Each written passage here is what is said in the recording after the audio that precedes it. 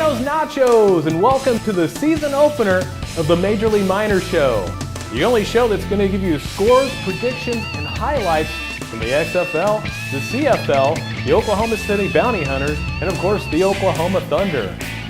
Welcome to a new season. There's been a lot of changes that have been going on in the offseason, of course, including the XFL, which we'll see a couple of new returning teams, some new teams in the CFL, and what's going on with the Oklahoma Bounty Hunters.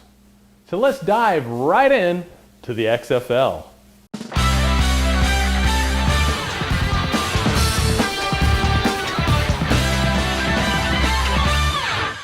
Getting into the XFL, we'll recap from last season's championship game, one that was brought on that was surprising to me. The Oklahoma Monarchs, last year's dark horse, actually made it and had a great game against the long incumbent Kansas Cougars. Let's get right to action. So the Cougars get the ball first. Orlandis Williams passes to number 85, Zeke Smith, right up the middle. A good tackle, setting up for this number 12 Jordan Drake field goal. That'll put the Kansas Cougars up 3-0. But right after that, the Monarchs get the ball. They drive. They're at the 20. Stephen Hamilton goes back, fires to number 2, Packy Jones, right at the middle. A little scrum there, and he's down at the 1-yard line. This sets up for number 49, Prince Jones, touchdown run. Your score, the Monarchs 7, Cougars 3. Cougars get the ball back and are driving, but Orlandis is out of the pocket. Nice, beautiful throw. Nice open, not bad coverage, but just blown up right there. Number 83, Steven Spencer, your score, 10-7. Stephen Hamilton, of course, gets the ball back for the Monarchs. Beautiful catch by Packy Jones. Runs over, flips over, dives over defenders. This sets up for a Hamilton pass to Matthew Rice, and your score at halftime was 14-10. Coming back in the third, Cougars get the ball. Orlandis Williams, beautiful pass, broken coverage again, this time to number 23, Lee Stewart. Monarchs get the ball back. Packy Jones again gets it up the middle. But then the Kansas Cougars, Orlandis Williams, passes again to number 23, Lee Stewart. Touchdown late in the game with $1:47 left.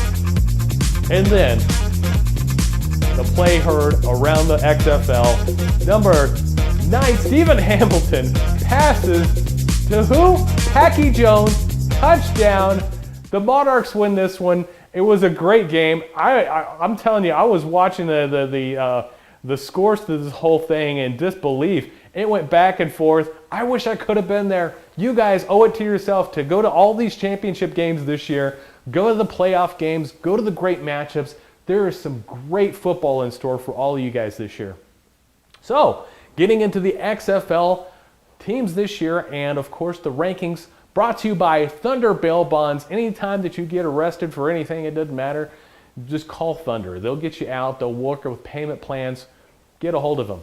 So Thunder Bail Bonds rankings for the 2017 Week 1 and preseason. Of course, your number 1, the Oklahoma Monarchs. No surprise there. Until they get beat, they're staying number 1. Number 2, the Kansas Cougars. This year they are going to be stacked. Both Monarchs and Cougars are ready to go at it again. I think, and I believe both of them think they're going to make it to the championship game and possibly see some redemption or maybe even get that second title. But the number 3, Oklahoma Elite, have something else in store. They're coming back from the CFL, from their experience last year, and I'll tell you, they're going to be very competitive. They've reloaded with some great talent. We'll see how they fare this year. I expect some good things out of those guys.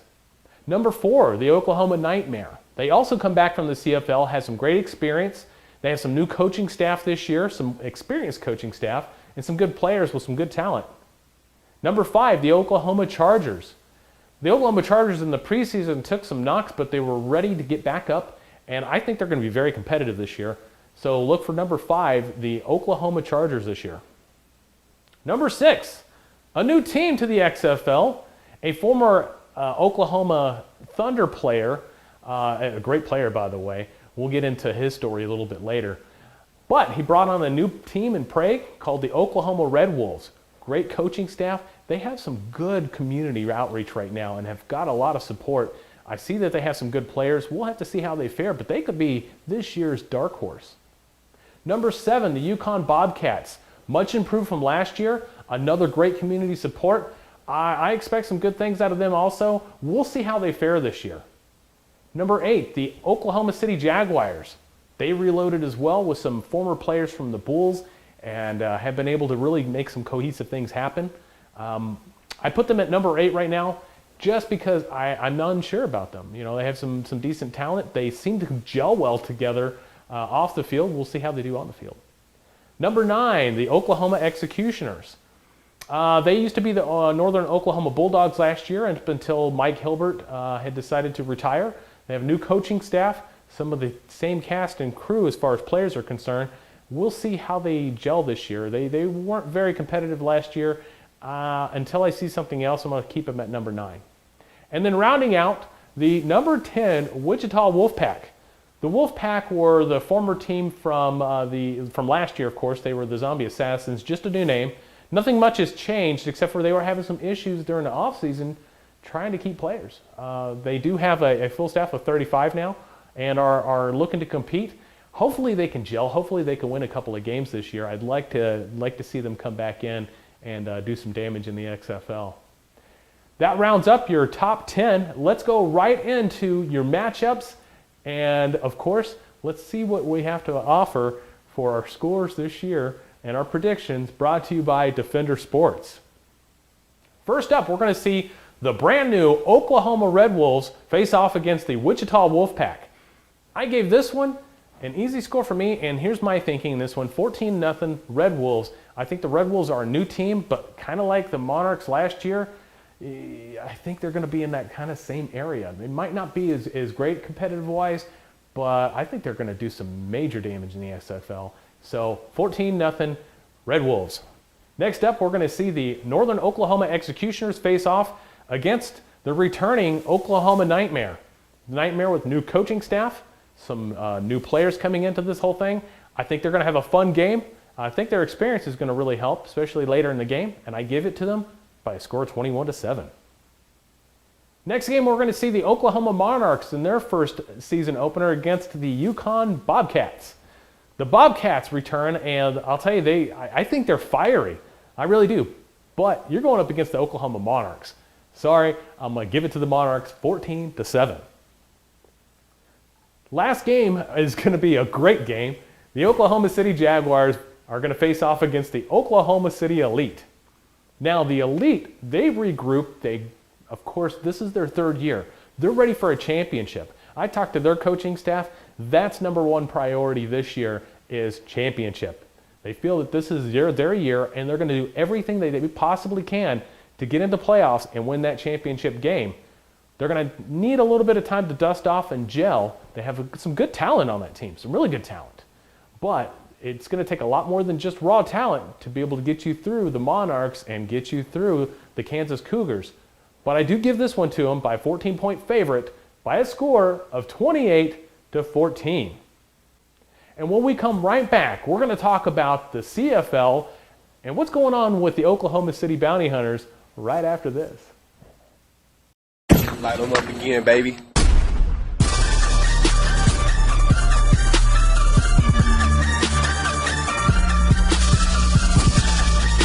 Light them up, baby! Light them up!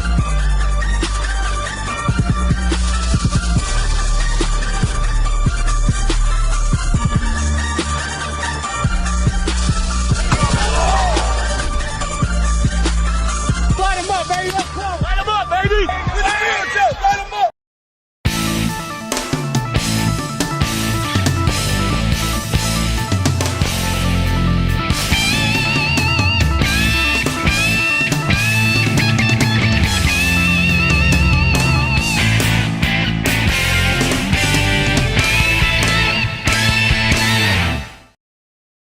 Last year, we saw a dark horse that was new to the league face off against a league veteran, going at one of the best games that I've been able to witness myself with my own eyes, and luckily, I got to MC the thing.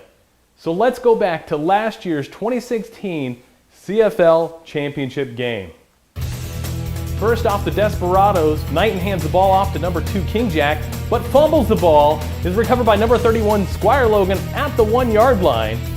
And that sets off this Corsair Young hands off the ball to Raheem Mitchell for a 1-yard touchdown. 7-0 Enforcers. Next up, the Enforcers get the ball back. Intercepted by number 53 of the Desperados. And look at the big boy run. He just takes it right out of bounds right there. This sets up for a Desperados run back. King Knight hands it off to King Jack. And of course, that's the Desperados' first touchdown, 7-7. Desperados get the ball back. But unfortunately, that double verse didn't quite happen. And there we go. Brandon McDonald ends up getting on the ball, ended up 14-7. Ensuing next time, of course, the Knighton passes and throws it in a double coverage. Don't know what he was thinking, but he gets it picked off. And number 15, Johnny Lawrence, goes to put pick 6. Your score ended up 21-7. Next up, the Desperados. Knighton passes to number 11, Keith Marshall, for a huge gain. Look at that. I think he was going to break it, but gets thrown out of bounds. Setting up for this nice, beautiful slant pass to number 24, Maverick Morphy. The extra point was missed, so your score was 21-13. Desperados get the ball back. Knighton pass to King Jack. Look at that nice run. Sweet move. Setting up for this quarterback keeper from Knighton. He's back, and of course, Keith Marshall with a beautiful block. Your score, 21-19. The extra point was missed.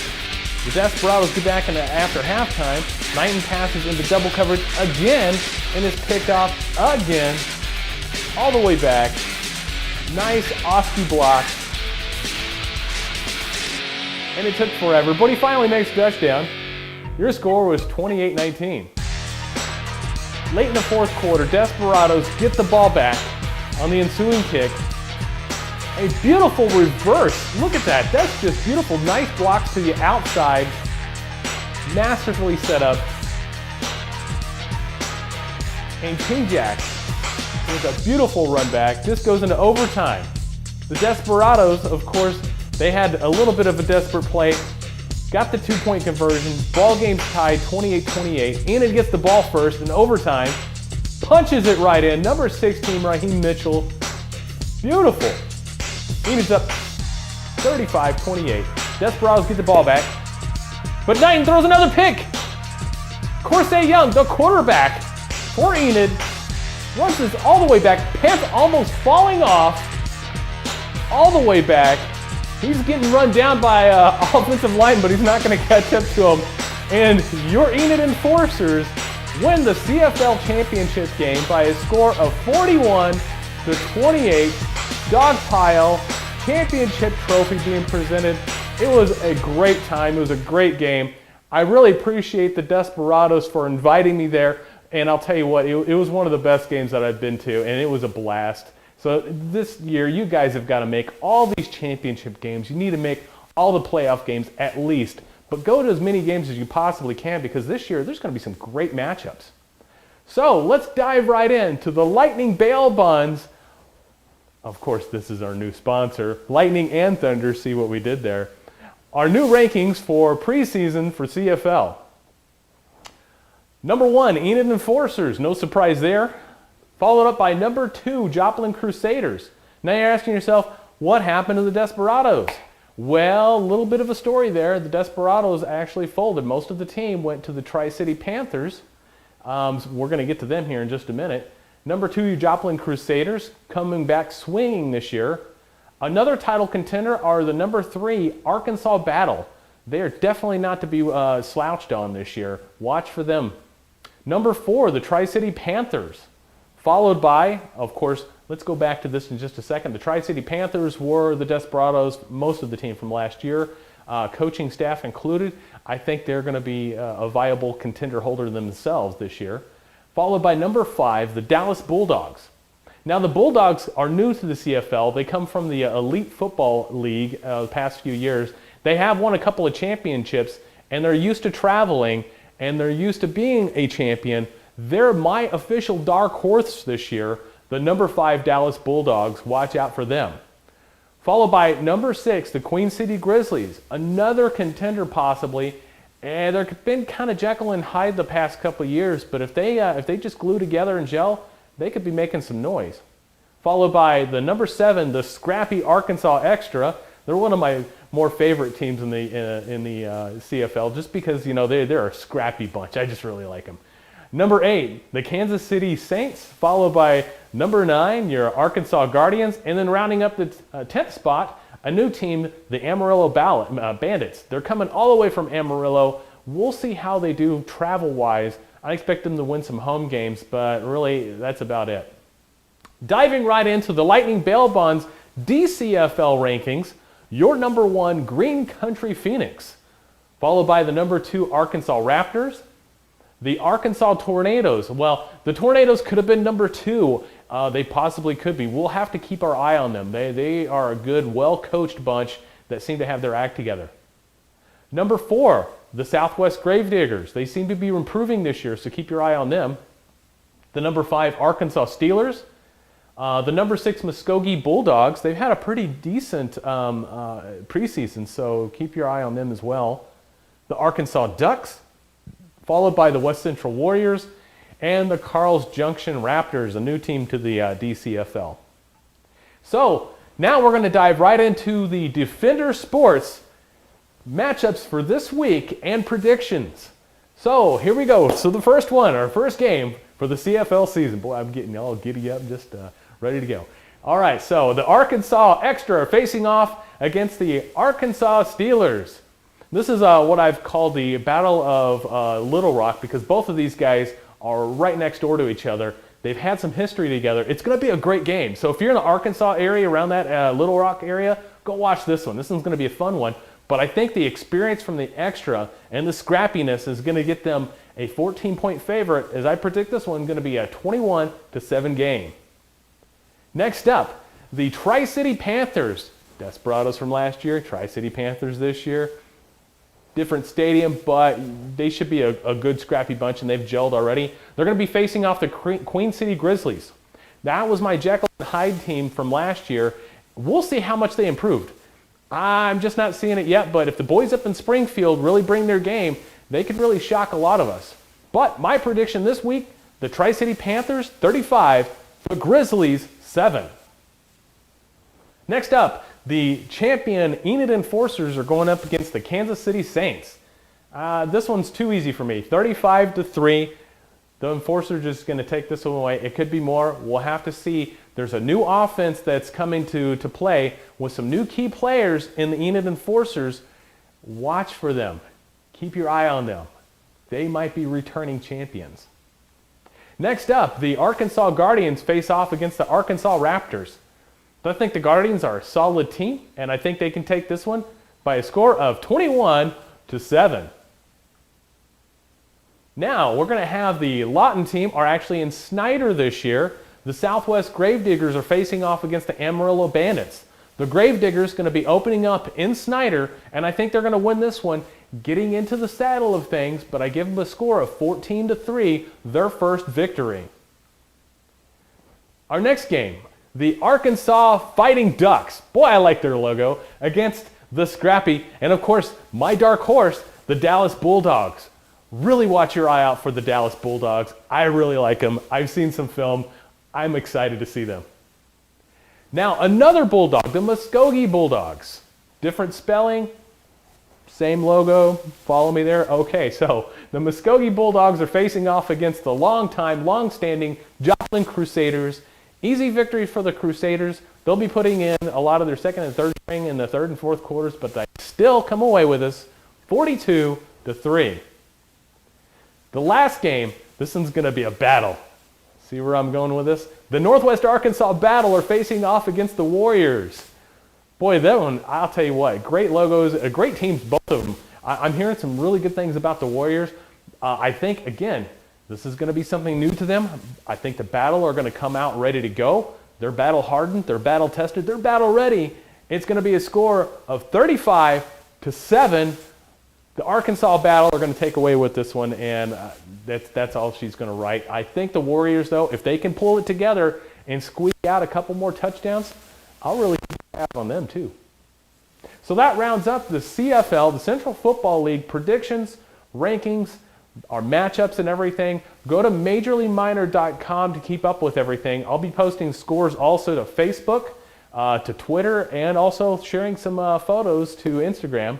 So keep up with us on that as far as the XFL and CFL. And of course, getting right into the next segment are going to be the APDFL Oklahoma City Bounty Hunters right after this.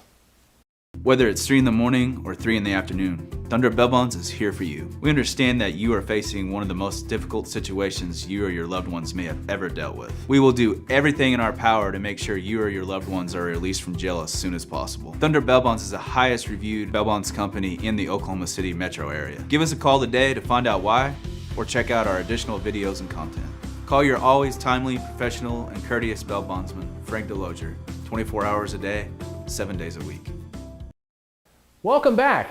Now we're going to dive right into the Oklahoma City Bounty Hunters in the APDFL. The Bounty Hunters last year had a great successful run in the APDFL championship game, and it was the Presidential Cup. And I'll tell you what, they had a great year going into the regular season. Had a couple of bumps and bruises along the way, but that was just personnel sometimes not being able to show up for the long road games, but they were still able to get it together and really make a great run and had a great successful season. So let's go right into the APDFL Presidential Cup game last year. The Bounty Hunters at the 50, Devin White, their quarterback, overthrows a man and intercepted by the Opelika Chiefs at the 20-yard line. Chiefs get the ball back. Chiefs quarterback, he gets flushed out of the pocket and throws a 20-yard pass and was almost picked off, but the Chiefs snag it and run 60 yards for the Chiefs' first touchdown. Next up, quarterback keeper for a 2-point conversion. And your score, the Chiefs 8-0 with the ball first. Bounty Hunters, though, get the ball back on the ensuing kickoff.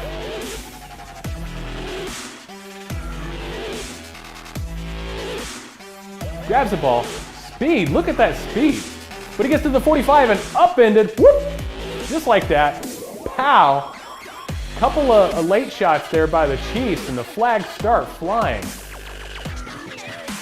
A little bit of a conference between both teams just getting to know each other.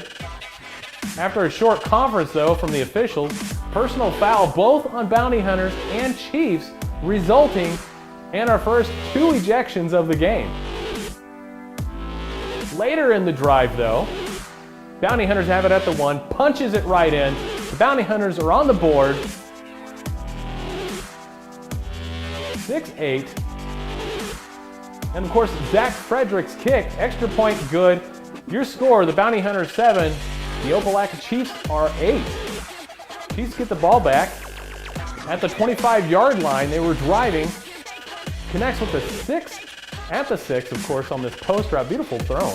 Sends right off the tackle, another Chiefs touchdown. They're going to try for a 2-point conversion. They get whoop, upended. That's not going to happen. That's not going to fly. Your score, Chiefs 14, Bounty Hunters 7. Later in the quarter, Chiefs at their own 34-yard line hands the ball off and gets to the 37 and is shellacked by number 33, Kendrick Love, K-Love. He runs, but the ball pops right out by number 1, Matthew Gates, and is trucked down at the 9-yard line. But wait, there is more. The White Hat calls a block in the back against the Bounty Hunters. Then something new to the semi-pro football world, something I have never seen before, but I'm in the industry, introducing to the semi-pro world, replay. Basically, they were taking the iPads and reviewing the game that they were just shooting live, but after a few minutes, the call on the field was determined that the runner's knee was down prior to the fumble and the drive stalled. Later, Bounty Hunters get the ball and they drive to the Chiefs' 26-yard line. White throws a beautiful pass in double coverage to number 7, Gerald Jones. How did he come up with this? I'm going to have to start calling him Sticky Fingers because, boy, that was a great catch.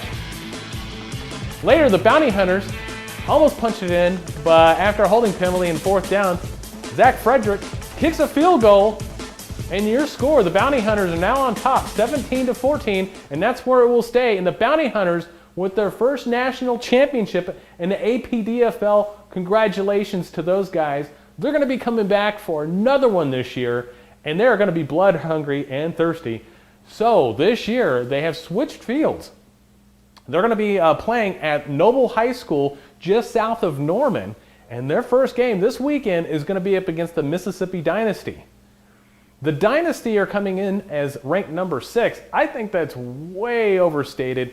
During a regular season, they don't travel well. They really get hyped up not in the off season, but in the playoffs.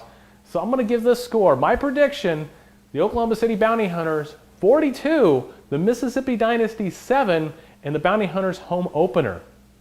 If you're down that way and you want to see some great football, go check out the Bounty Hunters. They got some new personnel, and I think they're going to have some fun this year in the APDFL. So that's it, folks. Our first season opener of the Major League Minors show. Keep up with us on Facebook, on Instagram, and also on Twitter, along with, of course, YouTube and our website. We'll be posting scores throughout the day tomorrow, keeping you up in touch and keeping you up to date with what's going on in the XFL, the CFL, parts of the APDFL, and we'll be talking about the Oklahoma Thunder in weeks coming up once they really get things started. So until next week, folks, I'm Chris Dotson reminding you to go watch some football.